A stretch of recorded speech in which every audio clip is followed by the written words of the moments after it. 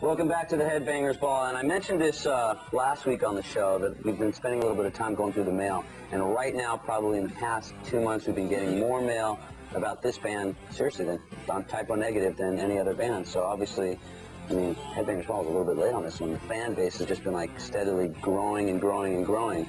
I mean, before, for years, we've been getting Slayer, Danzig, all the same stuff, and now all this Type O Negative mail. I mean, can you tell that the fan base has just grown a lot lately? Yes.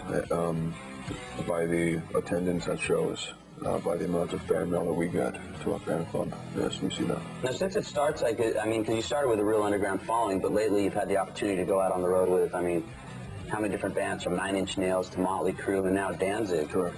Do you think that you're winning over a lot of fans going out with, you know, those different styles of bands? Well, I think because our style is so diversified, it really doesn't matter who we're playing to. You know, if people like music, then they'll either like us or hate us. Mm-hmm. You know, we fit into no one particular area, so we have a diversified crowd. Do you find that you're getting, like, different types of fans? I mean, I would think that somebody that would buy a Motley Crue record and somebody that might buy a Sisters of Mercy record, for instance, would be into Type O Negative. You know, are you finding that you're getting a wide, when you have your headlining shows? Yes, definitely.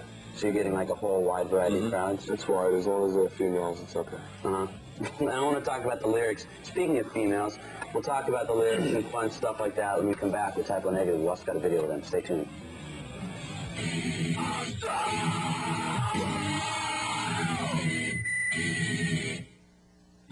We're back on the Headbangers Ball with Type O Negative, band that tons of people have been writing a lot of letters about. And also, if you read some of the reviews, which actually in this band you should judge for yourself, the reviews have been good, but critics are saying stuff like, oh, these guys are so pissed off at women, and they write all these, like, you know, chauvinistic songs, but what's the story? Well, if anyone has something to say like that, I wish they'd point it out in my lyrics. I don't think we're chauvinistic. But you have some songs that talk about, like, I guess maybe you've been bitter in the past or had experiences that weren't the greatest experiences. Well, sure, there was one person that I was kind of angry at, but everything that I said in the song was in a singular sense, and I believe anybody who can speak or read English realizes that there's a difference between singular and plural. Mm-hmm. So it wasn't about women, it was just about one. It was about one person. And do you ever run into that one person? Luckily, no, I haven't. And does she know that, like, certain negative songs were written about her? I believe, well, it seems like everyone that I've been with seems to think that song's about somebody. Is that good or bad? I'm not going to give anybody credit. So.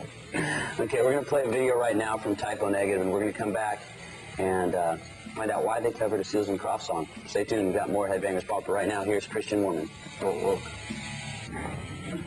We're back on the ball with Type O Negative. The record is called Bloody Kisses. It's out in your stores right now. A lot of you have bought it. If you haven't, what are you waiting for?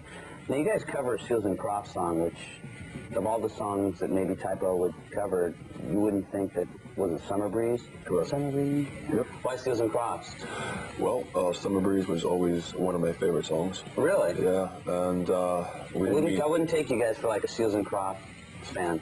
Well, I was born in 1962, and so I was exposed to a lot of stuff from like the 60s and 70s, you know, having 5 older sisters who like constantly bombarded me with that stuff, so I got to like all that like soft, easy listening 60s and 70s stuff. Uh-huh. Have they heard your version of it? Yes, they have. And did they say anything about it? I mean, were they happy or? Well, they approved it, so they must have Well, I don't even. thought it was okay. Are they still a band? Are they still? No, but they still own the copyright. So they were happy. They were just like, please, anybody record our Seals and Crofts song. We're going to come back and we're going to talk Type O Negative. We're going to talk about the record, talk about touring, and some more stuff. So stay tuned. But right now, here's Tool with Sober. Hanging out with Type O Negative, and was there like one of the tours that you've been on so far that has been a favorite? Yes. Which one would that be? I would say Motley Crue. Really? Was your favorite of any of the tours? The 9 Inch Nails? Is there any Really reasons? nice guys.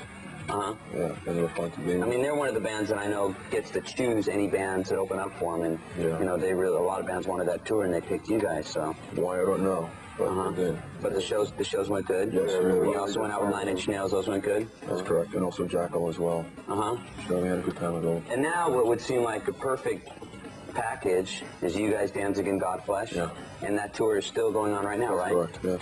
Okay, we're going to find out some more about Typo Negative. We're also going to play a video from Compulsion, and we're going to be playing something from Testament. But right now, we're going to play something from Megadeth. Here is Train of Consequences.